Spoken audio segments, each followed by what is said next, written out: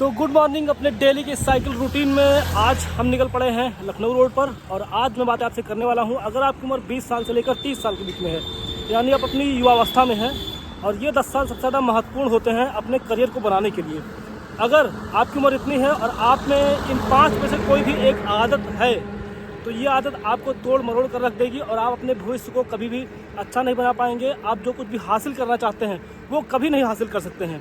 तो इन 5 बातों को ध्यान से सुनिए और इनमें से अगर कोई भी एक आदत आपके अंदर है तो उसे जल्दी से जल्दी सुधारने की और बदलने की कोशिश करिए। तो सबसे पहली आदत है जो सबसे ज़्यादा नुकसान एक इंसान को पहुंचाती है, वो है निगेटिव सेल्फ टॉक, यानी खुद के अंदर नकारात्मक विचारों को भर के रखना, अपनी पास्ट की मिस्टेक्स में उलझे रहना और ये सोचना कि मैं इनकेपेबल हूँ, मेरे अंदर वो क्षमता नहीं है कि मैं कुछ हासिल कर पाऊंगा, मैं जीत पाऊंगा। यानी अपने भीतर ही भीतर एक नकारात्मक संसार को पैदा कर लेना, ये सबसे बड़ी गंदी आदत होती है जिसे आपको सबसे जल्दी छोड़ना है। हारे हुए माइंडसेट के लोगों की दूसरी सबसे खराब आदत होती है फियर ऑफ फेल्योर, यानी वो फेल होने से डरते हैं और इसके चलते वो कभी रिस्क नहीं लेना चाहते क्योंकि उनको लगता है वो हार जाएंगे।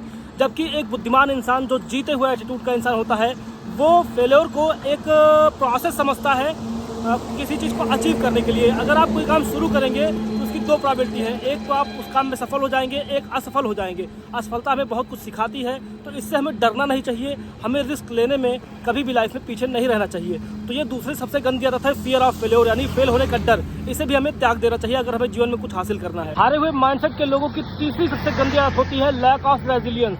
लैक ऑफ रेजिलियंस का मतलब ये है कि जब उनके सामने कोई विपरीत परिस्थिति आती है, संघर्ष का दौर आता है, तो वो उस दौरान बहुत जल्दी हार मान लेते हैं, वो उससे बाउंस बैक करना नहीं जानते हैं। और जो जीतने वाले एटीट्यूड के लोग होते हैं वो इस दौर को एक अपॉर्चुनिटी की तरह इस्तेमाल करते हैं, यानी जब संघर्ष का दौर आता है तब वो इसको अपॉर्चुनिटी की तरह इस्तेमाल करके इसे सीढ़ी बना करके आगे निकल जाते हैं। जिंदगी में फेल होने वालों की चौथी सबसे गंदी आदत होती है फिक्स्ड माइंडसेट, यानी ये अपने जीवन में कुछ भी नया अचीव ही नहीं करना चाहते, कुछ नई चीज़ें सीखना नहीं चाहते हैं। ये एक स्टैटिक नेचर के इंसान होते हैं, इनको लगता है जीवन में कुछ भी नया सीख नहीं सकते हैं। ये परिस्थितियों को दोष देने लगते हैं और क्योंकि ये परिस्थितियों से निकलने में या नई चीज़ें ट्राई करने में, रिस्क लेने में इनको डर लगता है। इसके चलते ये एक विचार ऐसा बना लेते हैं कि इनके जीवन में कुछ भी अच्छा नहीं हो सकता है क्योंकि इनकी जो क्षमताएँ हैं वो लिमिटेड हैं। ये अपनी क्षमताएँ विकसित करने में विश्वास नहीं रखते। 5वीं आदत ऐसे हारे हुए माइंडसेट के लोगों की होती है ब्लेमिंग एक्सटर्नल फैक्टर्स, यानी आपने कोई काम किया